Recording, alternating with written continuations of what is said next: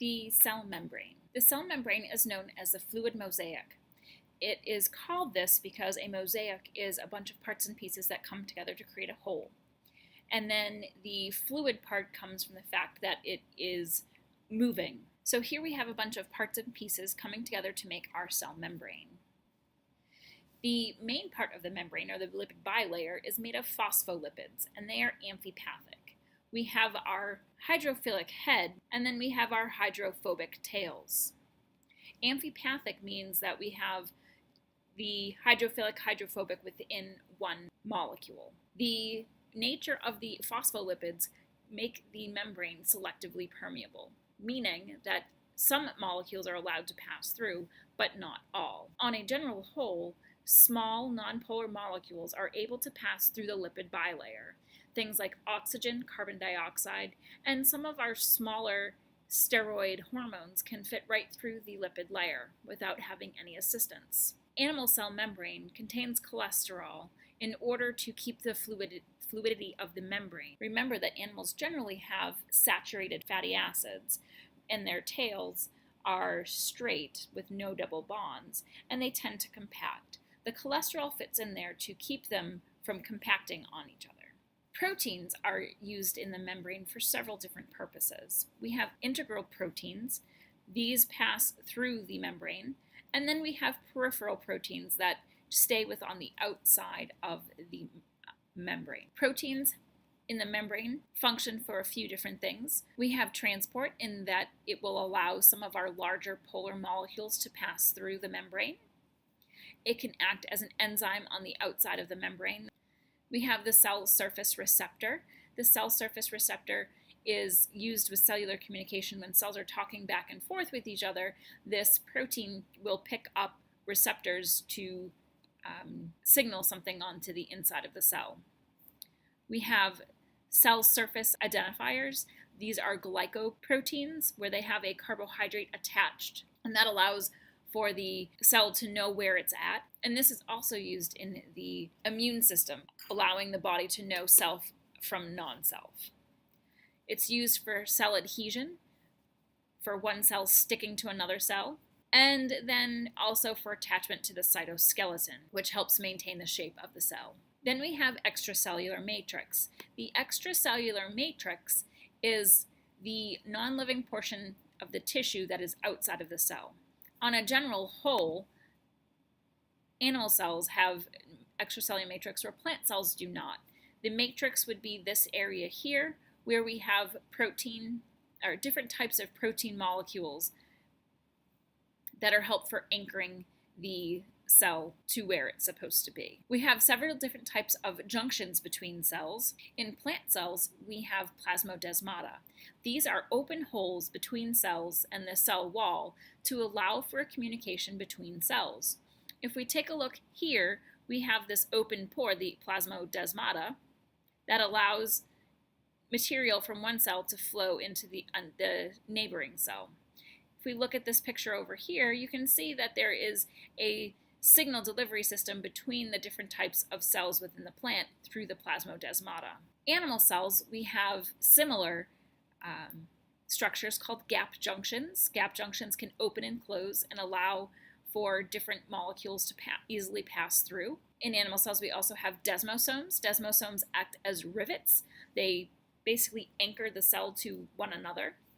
And then also in animal cells, we have tight junctions. Basically, there is a tight junction between two cells. This generally will create a waterproof membrane. And now on to transport. We have two major types of transport, passive and active. Passive transport is the movement of materials from an area of high concentration to an area of low concentration. This happens naturally. As molecules are moving, they bump into one another and they start to spread out. And as they spread out, they're going to be going from an area of high concentration to low concentration.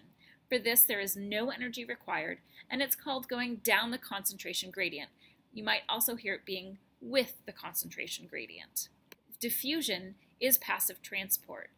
In this first picture, we have a clump of the red molecules, and over time, as they move and bump into each other, they're going to start to spread out, and over time they will be evenly distributed. When we have a membrane involved, there is going to be a net movement from an area of high concentration here across the membrane to an area of lower concentration, and it will go until we reach equilibrium, where we're equal on both sides. Though the molecules do not stop, they keep moving, there is going to be a net movement. So for every one molecule that passes, another has to pass back. So the molecules will still cross the membrane during equilibrium, they just do it at equal rates. Then we have osmosis. Osmosis is the diffusion of water. In this example here, we have a semi-permeable membrane that is permeable to the water but is not permeable to the solute. On one side we have fresh water, on the other side we have salt water. The salt water has more solute than the fresh water. So the water is going to try to make it equal on both sides. In order to equal it out, the water will have to move from the freshwater side to the saltwater side. Water, because it is polar, does not pass through the lipid layer. It uses aquaporins, a protein, in order to cross that channel. With osmosis, tonicity is very important. This is the measure of concentration of solutions on both sides of the membrane. When we're in an isotonic solution, it is when the solute is equal on both sides of the membrane. This is where animal cells like to be. Animal cells like to have an isotonic solution to their cells. Plant cells tend to be flaccid, so they don't actually like to be in this state. This is when, if you have a plant, it starts to get a little bit droopy, that they become flaccid. A hypotonic solution is going to have less solute than what's inside the cell. When we place an animal cell inside a hypotonic solution, there is less solute on the outside of the cell than inside of the cell, meaning there's more water outside of the cell than inside of the cell. The water will go into the cell, causing the cell to lyse or burst. Plant cells, because they have a cell wall, become turgid. Plant cells like to be in the turgid state.